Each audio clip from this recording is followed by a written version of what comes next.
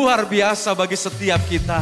Mari putuskan untuk tetap percaya hanya kepada Tuhan Yesus yang mau. Boleh katakan amin.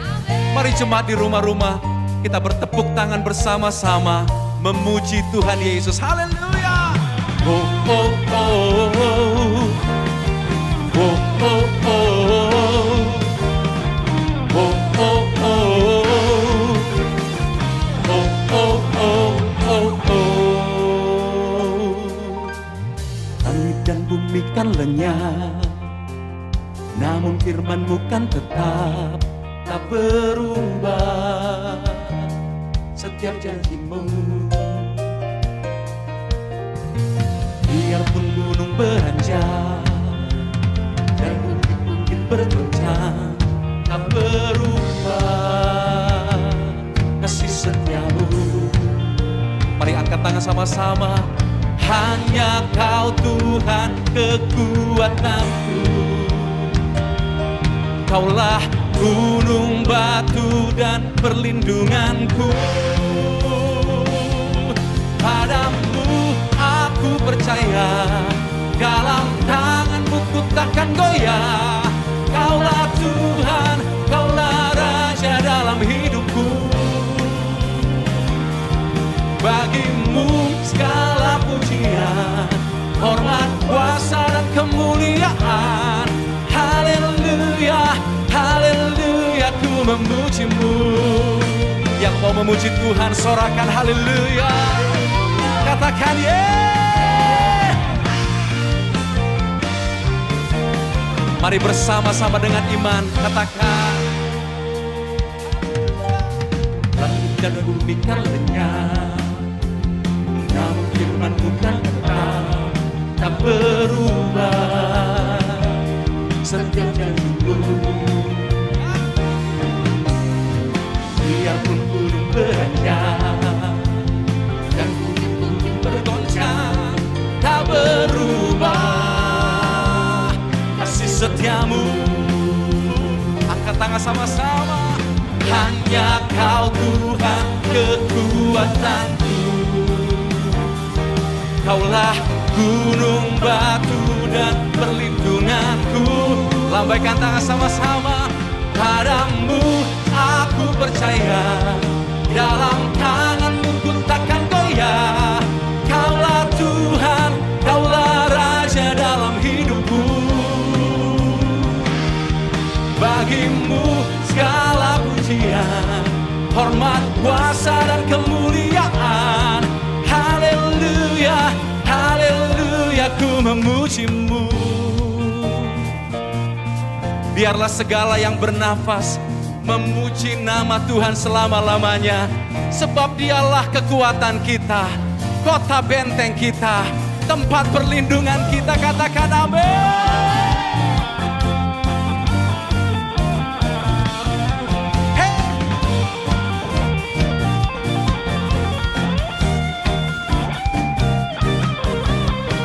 Boleh angkat tangan sama-sama. Padamu aku percaya, dalam tangan-Mu ku takkan goyah. Kaulah Tuhan, Kaulah Raja dalam hidupku.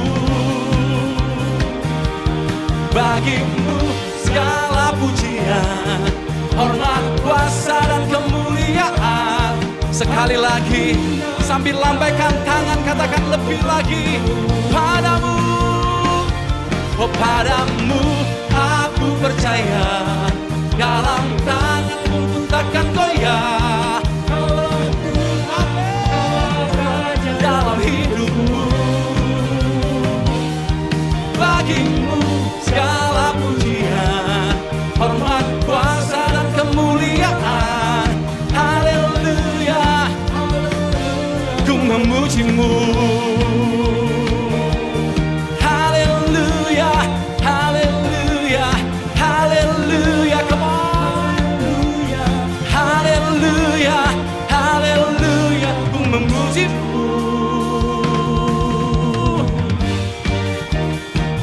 Sorakan haleluya. Puji Dia lebih dari segalanya, karena Dia ajaib selamanya. Haleluya. Sorak-sorai lebih lagi bagi Tuhan Yesus. Ajaib Kau Tuhan, agung dan perkasa. Kau sumber kemenanganku, layak berkuasa, memerintah selamanya. Yesus, Kaulah Raja mulia.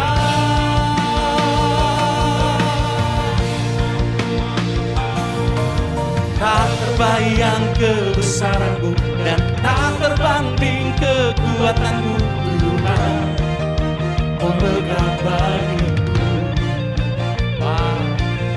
segenap jiwa dan pengharapan telah ku serahkan untuk rencana-Mu, Tuhan. Kau Raja atasku, hanya Kau yang layak ditinggikan. Mari bersama-sama puji Dia, katakan ajaib Kau Tuhan, agung dan perkasa. Kau sumber kemenanganku, layak berkuasa, memerintah selamanya. Panggil namanya Yesus, Kaulah Raja mulia.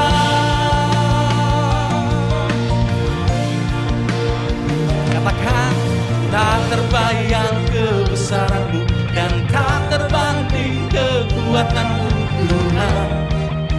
Kau megah bagiku,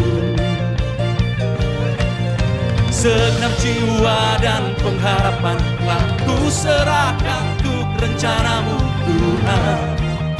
Kau Raja atasku. Lambaikan tangan sama-sama. Hanya Kau yang layak ditinggikan selamanya, Yesus. Ajaib Kau Tuhan, agung dan perkasa. Kau sumber kemenanganku, layak berkuasa, memerintah selamanya. Yesus, Kaulah Raja mulia. Mari tepuk tangan sama-sama. Boleh panggil namanya Jesus. Angkat kedua tangan kita sama-sama, katakan ajaib Kau Tuhan, agung dan perkasa. Kau sumber kemenanganku, layak berkuasa, memerintah selamanya. Yesus, Kaulah Raja mulia. Ajaib Kau Tuhan, Kau agung dan perkasa, Tuhan Yesus. Kau sumber kemenanganku, layak berkuasa, memerintah selamanya. Panggil namanya Yesus, Kaulah Raja mulia.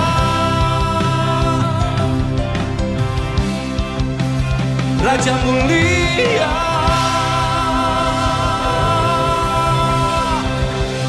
Sorak-sorai bagi Raja di atas segala raja, namanya Tuhan Yesus. Sorakan haleluya, haleluya. Lebih lagi saudara, sorakan haleluya, haleluya, haleluya. Betapa Engkaulah Raja atas hidup kami, yang kami cintai dulu, sekarang, dan selama-lamanya. Jelas tidak ada yang seperti Engkau ya Tuhan. Kami mau datang lebih lagi saat ini, hanya untuk menyembah, memuji lebih dari sekarang. Oralabaya syata karala barala barala.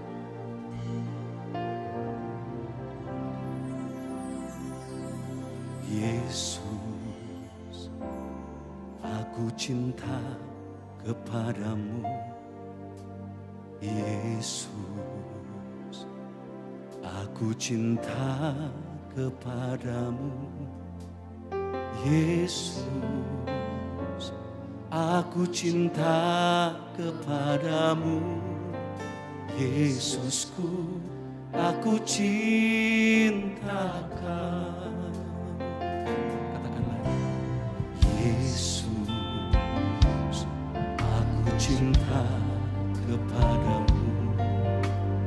Yesus, aku cinta kepadamu. Yesus, aku cinta kepadamu. Yesusku, aku cinta Kau. Dengan segenap hatiku, dengan segenap jiwaku, hanya Engkau yang patut disembah. Yesus, tak terukur kasih-Mu. Yesus, sungguh ku cinta. Mari nyanyikan nyanyian ini dengan penuh kasih. Katakan bersama-sama. Yesus, aku cinta kepadamu. Yesus, aku cinta kepadamu. Yesus, aku cinta kepadamu. Yesusku, aku cinta Kau. Dengan segenap hatiku, dengan segenap jiwaku, hanya Engkau yang patut disembah. Yesus, tak terukur kasih-Mu. Yesus, sungguh ku cinta Kau. Angkat tangan berkata, dengan segenap hatiku, dengan segenap jiwaku, hanya Engkau yang patut disembah. Yesus, tak terukur kasih-Mu. Mari singers bersama jemaat, katakan lebih lagi, dengan segenap hatiku, dengan segenap hatiku, dengan segenap jiwaku, hanya Engkau yang layak disembah. Tuhan Yesus, selama-lamanya.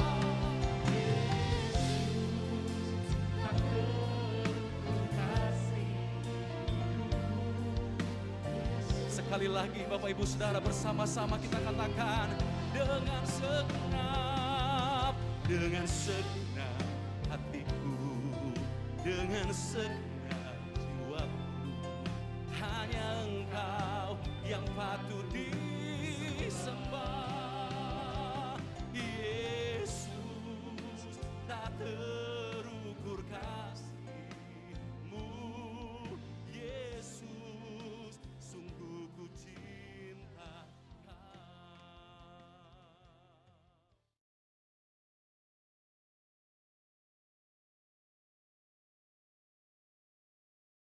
Shalom semuanya. Kalau kita melihat Wahyu 2 ayat 1 sampai dengan 7, ini adalah pesan Tuhan Yesus kepada jemaat di Efesus.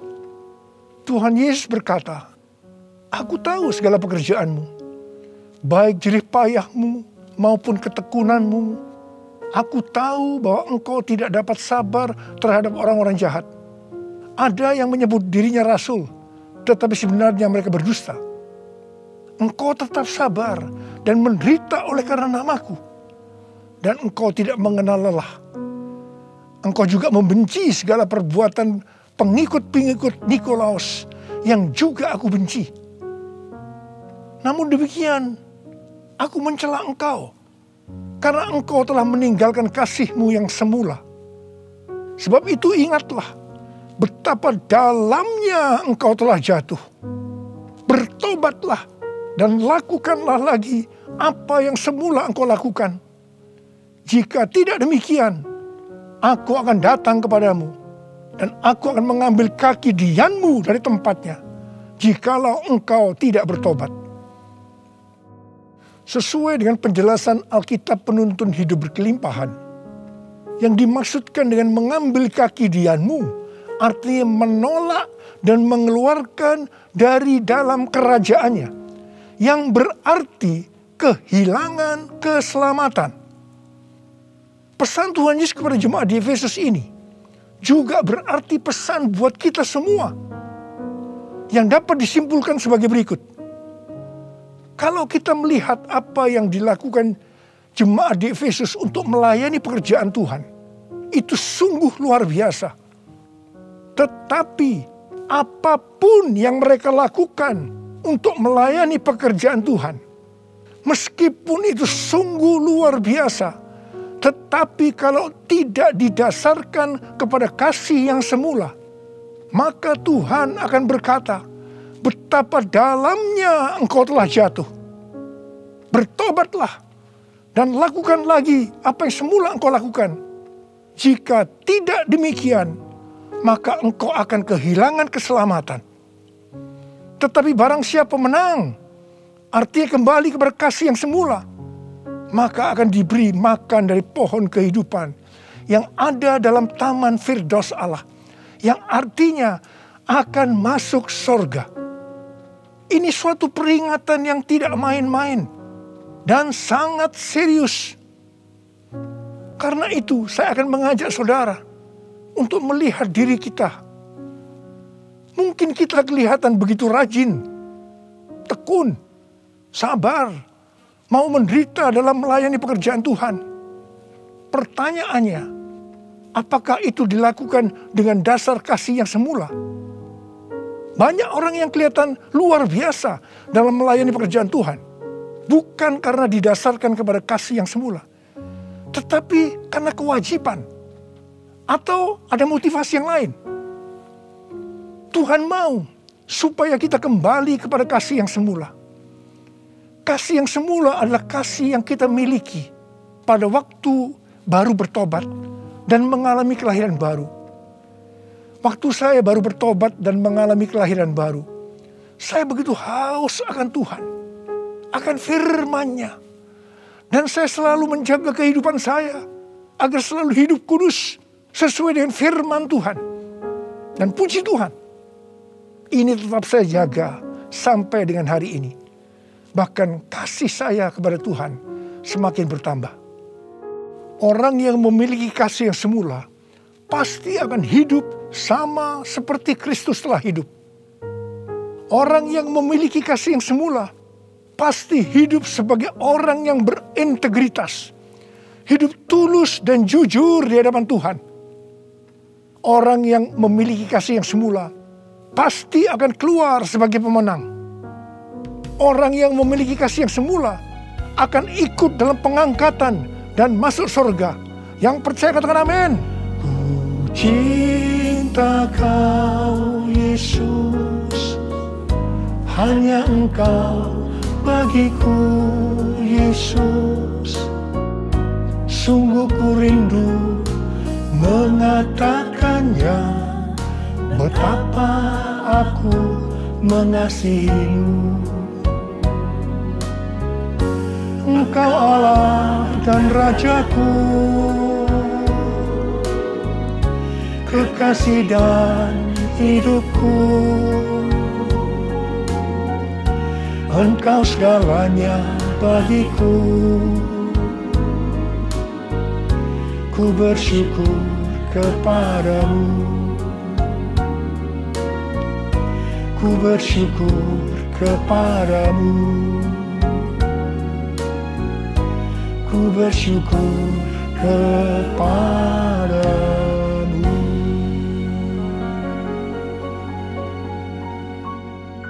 Pada waktu Tuhan Yesus ditanya oleh murid-muridnya tentang tanda kedatangannya kembali dan tanda kesudahan dunia ini, Tuhan Yesus menjawab dalam Lukas 21 ayat 11 bahwa salah satunya adalah penyakit sampar. Jadi COVID-19 ini adalah salah satu tanda dari kedatangan Tuhan Yesus kembali dan tanda kesudahan dunia ini. Awal tahun 2009, Tuhan berbicara kepada saya dengan sangat serius dari Wahyu 3 ayat 11 bagian A. Aku datang segera. Aku datang segera. Saya gemetar dan bertanya, Tuhan, apa yang akan Tuhan lakukan? Dan apa yang harus saya kerjakan? Lebih kurang 6 bulan kemudian, Tuhan baru menjawab pertanyaan saya dengan berkata, Aku akan mencurahkan rohku. Aku akan mencurahkan rohku. Pada saat aku mencurahkan rohku, akan terjadi seperti Yoel 2 ayat 28 sampai dengan 32. Akan ada 3 tanda yang terjadi. Tanda yang pertama, anak-anak, pemuda, orang tua akan dipakai Tuhan secara luar biasa. Tanda yang kedua, mujizat-mujizat akan terjadi secara luar biasa. Tanda yang ketiga, goncangan-goncangan juga terjadi secara luar biasa. Melalui 3 tanda ini, maka Yoel 2 ayat 32 akan terjadi. Yaitu akan banyak orang yang berseru kepada nama Tuhan. Dan mereka yang berseru kepada nama Tuhan akan diselamatkan. Jadi akan terjadi penuaian jiwa besar-besaran. Tahun 2013, Tuhan memberikan nama untuk pencurahan Roh Kudus ini adalah Pentakosta yang ketiga. Jadi salah satu tanda terjadinya Pentakosta yang ketiga adalah goncangan-goncangan. Sejak tahun 2009, hampir di setiap khotbah saya selalu mengingatkan tentang goncangan ini. Saya sering berkata, kalau saudara percaya akan terjadi goncangan-goncangan, katakan amin. Tetapi sering aminnya hanya sekedar berkata amin saja. Saya selanjutnya akan berkata, saudara tidak berkata amin pun, goncangan pasti terjadi. Biasanya kita akan tertawa setelah saya berkata seperti itu.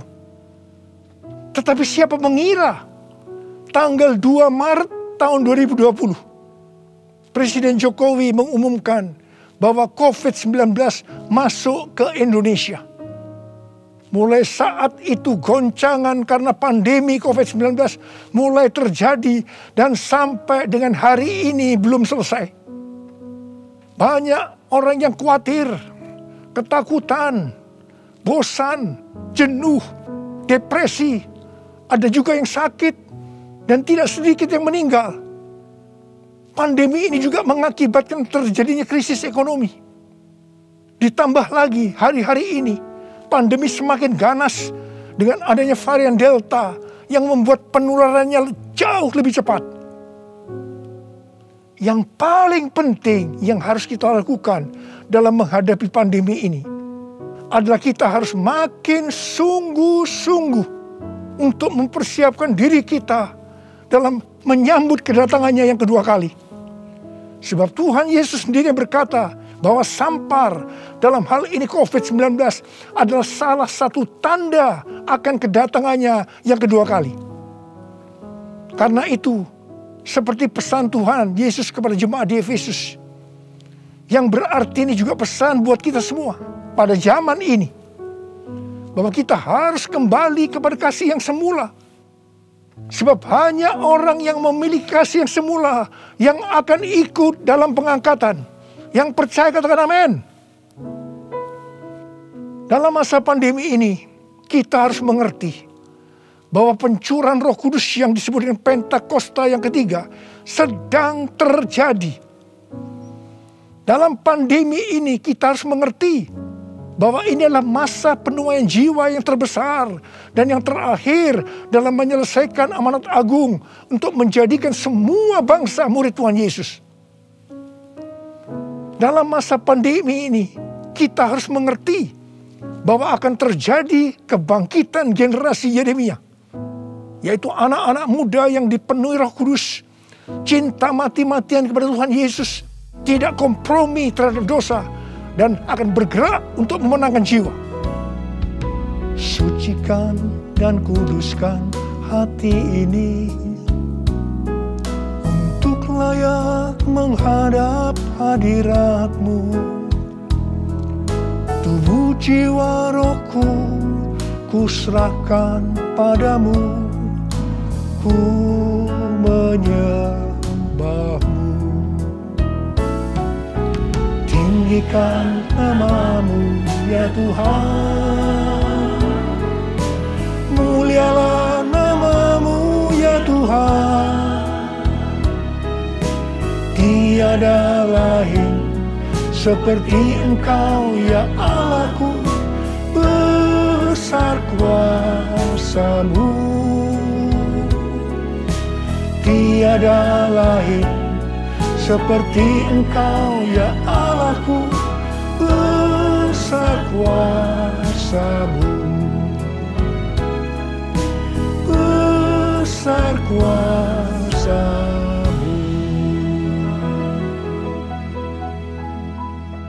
Mazmur 127 ayat 1 dan 2 berkata, jikalau bukan Tuhan yang membangun rumah, sia-sialah usaha orang yang membangunnya. Jikalau bukan Tuhan yang mengawal kota, sia-sialah pengawal berjaga-jaga. Sia-sialah kamu bangun pagi-pagi dan duduk-duduk sampai jauh malam, dan makan roti yang diperoleh dengan susah payah. Sebab Ia memberikannya kepada yang dicintainya pada waktu tidur.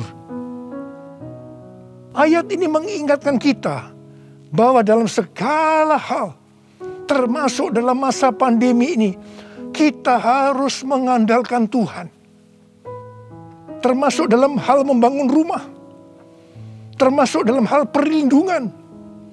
Sesuai dengan Mazmur 91 dikatakan, kalau kita menjadikan Tuhan sebagai tempat perlindungan dan kubu pertahanan kita, maka kita tidak usah takut terhadap kedahsyatan malam, terhadap panah yang terbang di waktu siang, terhadap penyakit sampar yang berjalan di dalam gelap, terhadap penyakit menular yang mengamuk di waktu petang, termasuk dalam hal mencari nafkah di tengah-tengah krisis ekonomi yang terjadi hari-hari ini.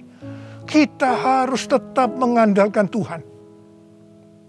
Mungkin ada di antara saudara yang kena PHK, atau mungkin mengalami kesulitan karena banyak faktor sehingga mengalami kerugian, kesulitan untuk mencari keuntungan. Tetapi sesuai dengan ayat firman Tuhan tadi, kita diingatkan bahwa Tuhan justru akan memberikan berkat-Nya kepada yang dicintainya pada waktu tidur. Berkat yang diberikan pada waktu tidur di sini bisa diartikan berkat yang diberikan bukan karena kehebatan kita, bukan karena prestasi kita, bukan karena kekuatan kita, bukan karena kepandaian kita, juga bukan karena usaha kita yang mati-matian.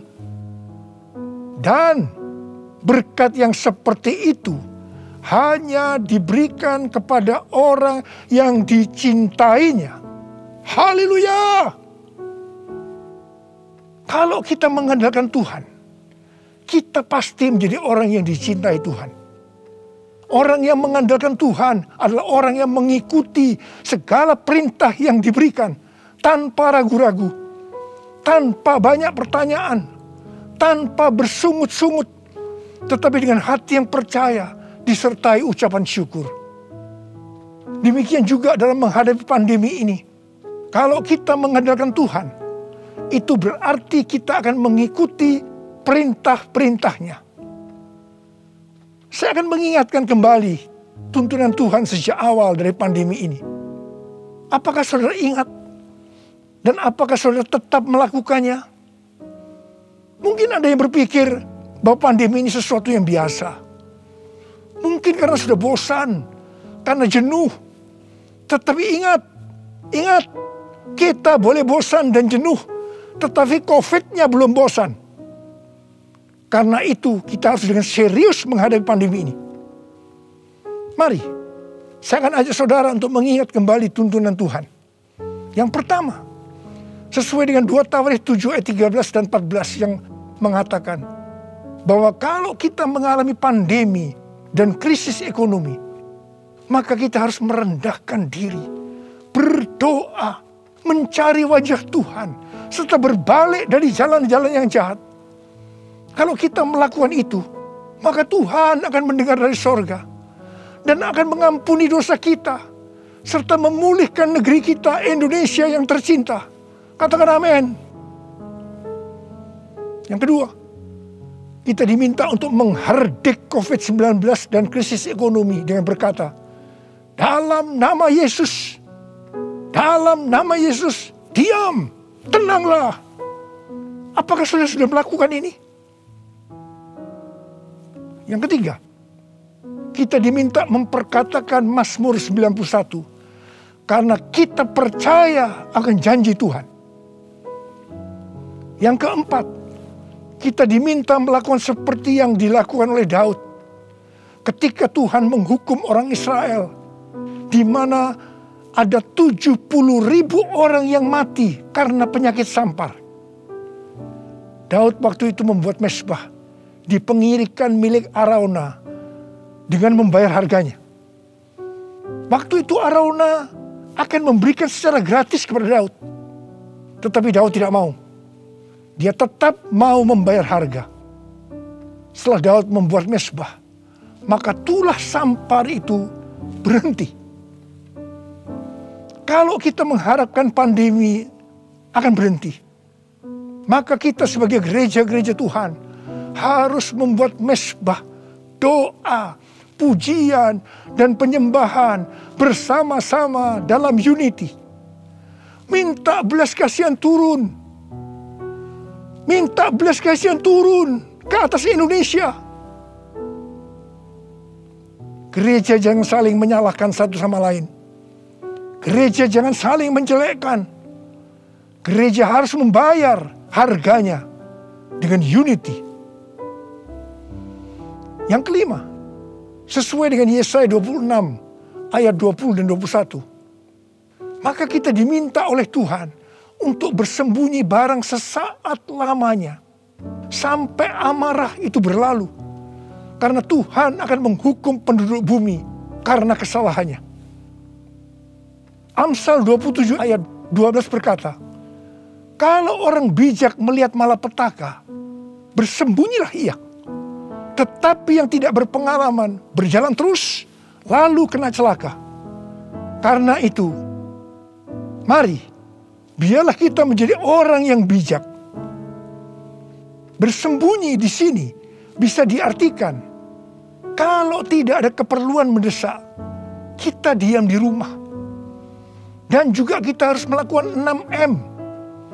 Yang pertama, memakai masker. Yang kedua, mencuci tangan dengan sabun. Yang ketiga, menjaga jarak. Yang keempat, mengurangi mobilitas. Yang kelima, menjauhi kerumunan. Dan yang keenam, melakukan vaksinasi.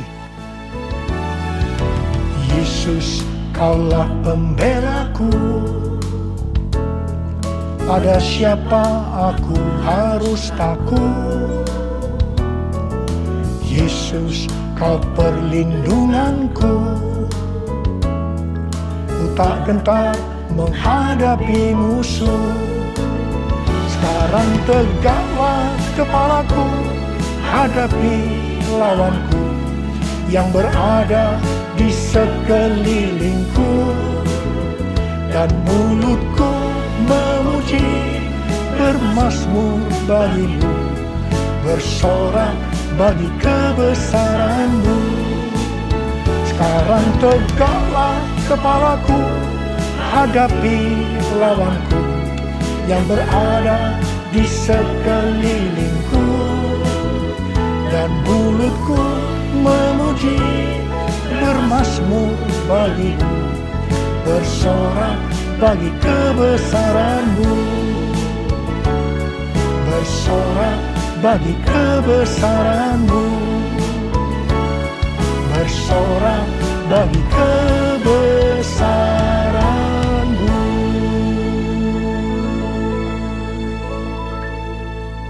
Pada tahun 1918 sampai 1920 pernah terjadi pandemi yang disebutkan dengan flu Spanyol. Kalau dibandingkan dengan COVID-19 dengan memakai data tanggal 29 Mei 2021, maka didapatkan hal-hal sebagai berikut. Yang pertama, jumlah infeksi. Flu Spanyol 2 tahun, 500 juta orang. COVID-19 1 tahun 3 bulan, 162 juta. Jadi berarti ini relatif kecil. Yang kedua, jumlah kematian. Flu Spanyol diperkirakan risknya memang agak besar, 20 sampai 100 juta dalam waktu 2 tahun itu. Tapi COVID-19 1 tahun 3 bulan 3,52 juta. Berarti jauh lebih sedikit. Kemudian jumlah negara yang terpapar. Flu Spanyol kurang dari 50%. Tetapi COVID-19 hampir atau kalau bisa dikatakan 100%. Yang keempat, soal dampak ekonomi. Flu Spanyol tidak lebih buruk dari zaman depresi ekonomi global tahun 1930-an. Tetapi COVID-19 dikatakan yang terburuk sejak zaman depresi ekonomi global tahun 1930-an. Tergantung kapan pandemi berakhir. Kalau berlarut-larut, krisis ekonomi COVID-19 bisa lebih buruk dari zaman depresi ekonomi global tahun 1930-an. Tetapi yang paling menonjol dari COVID-19 ini adalah angka depresi, kecemasan, stres justru tertinggi sepanjang sejarah. Angka depresi global tahun 2020 adalah sebesar 25% dibandingkan dengan angka depresi global tahun 2017 yang hanya 3,44%. Dengan melihat ini semua, saya percaya rencana Tuhan bagi umat manusia adalah supaya mereka bertobat, mencari wajah Tuhan, sehingga terjadi penuaian jiwa yang terbesar dan yang terakhir sebelum Tuhan Yesus datang kembali. Sesuatu yang mengherankan dari flu Spanyol ini adalah bahwa setelah infeksi gelombang kedua yang meningkat secara luar biasa, tiba-tiba virusnya menghilang. Entah pergi kemana. Entah kemana perginya. Wow. Kita boleh berdoa kepada Tuhan agar ini juga terjadi pada COVID-19. Serta varian-varian yang lain. Yang tiba-tiba menghilang. Entah kemana. Karena amarah Tuhan sudah berlalu. Karena itu, sekali lagi saya mengingatkan agar kita melakukan tuntunan Tuhan untuk menghadapi pandemi COVID-19 ini dengan lebih serius dan sungguh-sungguh. Supaya Tuhan juga menuntun kita di tengah pandemi yang sedang bergejolak ini. Saya percaya kalau kita kembali kepada kasih yang semula, kita akan berkata, Tuhan, pakai saya menjadi alat-Mu untuk menyelesaikan amanat agung. Maranatha, datanglah segera Tuhan Yesus.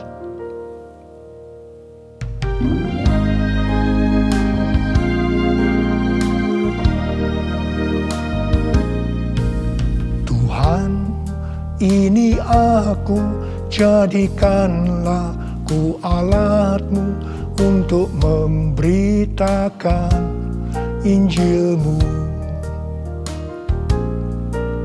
Tuhan, ini aku, jadikanlah ku hamba-Mu untuk melakukan firman-Mu. Penuhi hidupku dengan roh-Mu, agar ku jadi saksi-Mu. Pakailah hidupku dan urapilah untuk kemuliaan nama-Mu, untuk kemuliaan nama-Mu, untuk kemuliaan nama-Mu. Urialaba syaralaba kana marabalaba. Oh ya la la bara bara bara bara bara bara bara bara. Oh ya la la bara bara bara bara bara bara. Ada berapa banyak di antara saudara yang berkata kepada Tuhan, Tuhan, ini saya Tuhan, ini saya Tuhan, pakailah saya menjadi alat-Mu untuk menyelesaikan amanat agung Tuhan Yesus. Saudara boleh angkat tangan saudara. Aku melihat anak-anak-Mu yang sedang mengangkat tangan Tuhan. Mereka siap Tuhan menjadi alat-Mu, pakai mereka untuk menyelesaikan amanat agung Tuhan Yesus. Horallah, terima pengurapan Tuhan, terima.